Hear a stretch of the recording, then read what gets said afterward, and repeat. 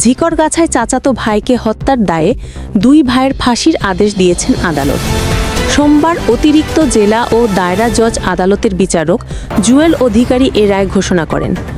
দণ্ডপ্রাপ্তরা হলেন ঝিকরগাছা উপজেলার শঙ্করপুর ইউনিয়নের ছোট পোদাউলিয়া গ্রামের দুই ভাই ওসমান ও আলী হোসেন। তারা মৃত সবেদ আলী সর্দারের ছেলে। একই সঙ্গে দণ্ডপ্রাপ্ত ওসমানের স্ত্রী খাদিজা খাতুনকে খালাস প্রদান করা হয়েছে। বিষয়টি নিশ্চিত করেছেন অতিরিক্ত পিপি আজিজুল ইসলাম। আদালত ও মামলা সূত্রে জানা যায়, ছোট পোদাউলিয়া গ্রামের নুরুল হকের ছেলে কামরুল আমিনের সঙ্গে তার চাচাতো ভাই ওসমান ও আলী হোসেনের জমি নিয়ে দীর্ঘদিন ধরে বিরোধ চলছিল। 2023 সালের 7 সেপ্টেম্বর সন্ধ্যায় নিজের জমিতে সীমানা প্রাচীর নির্মাণকে কেন্দ্র করে কামরুলের সঙ্গে ওসমান ও আলী হোসেনের বাগবিতণ্ডা হয়। এক পর্যায়ে ওসমান ও আলী হোসেন বাড়ি থেকে ধারালো দা এনে কামরুল আমিনকে এলোপাথারি কুপিয়ে জখম করে।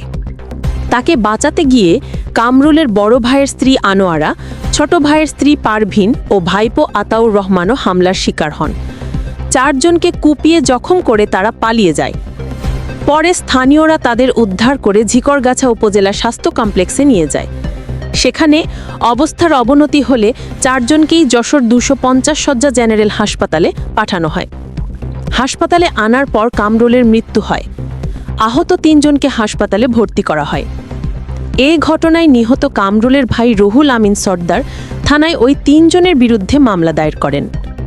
মামলাটি তদন্ত শেষে 2024 সালের 3রা জুলাই ঝিকরগাছা থানার উপপরিদর্শক বনি ইসরাইল আদালতে চার্জশিট জমা দেন।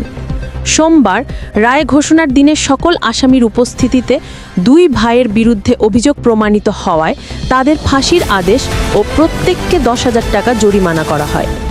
অন্যদিকে আরেক আসামিকে খালাস দেওয়া হয়। পিপি আজিজুল ইসলাম বলেন, হত্যা মামলায় 2 বছরের মাথায় রায় প্রদান নজিরবিহীন। সরকার পক্ষ রায়ে সন্তোষ প্রকাশ করেছে। অন্যদিকে আসামি পক্ষ দাবি করেছে যে তারা ন্যায় বিচার পাননি এবং উচ্চ আদালতে আপিল করবেন।